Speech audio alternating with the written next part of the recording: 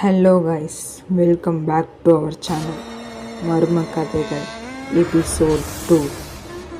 அந்த கண்ணாடி அறை. ஒரு பழைய வீட்டில் தனியாக இருந்த விஜய் புதிதாக ஒரு பழைய கண்ணாடியும் இருக்கையும் வாங்கி வீட்டில் வைத்திருந்தான். அந்த கண்ணாடி ஆன்டிக் ஷாப்பில் கிடைத்ததென்றும் 100 வருடம் பழமையானதென்றும் சொன்னார்கள்.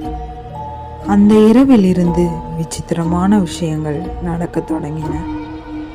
முதல் நாள் கண்ணாடியில் தனது எதிரொலி தவறாக சிரிப்பது போல தெரிந்தது.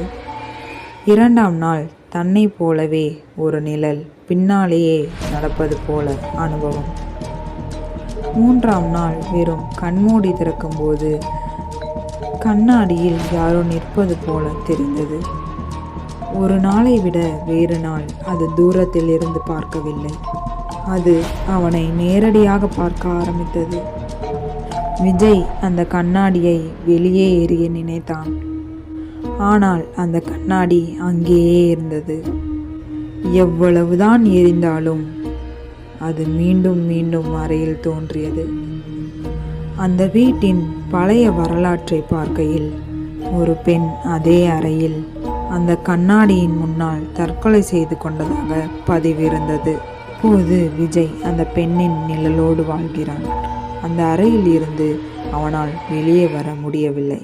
அந்த கண்ணாடியோ யாருடைய கண்களையும் விடுவதாக இல்லை. இந்த வீடியோ பிடிச்சிருந்தா லைக் பண்ணுங்கள், ஷேர் பண்ணுங்கள், சப்ஸ்கிரைப் பண்ணுங்கள்.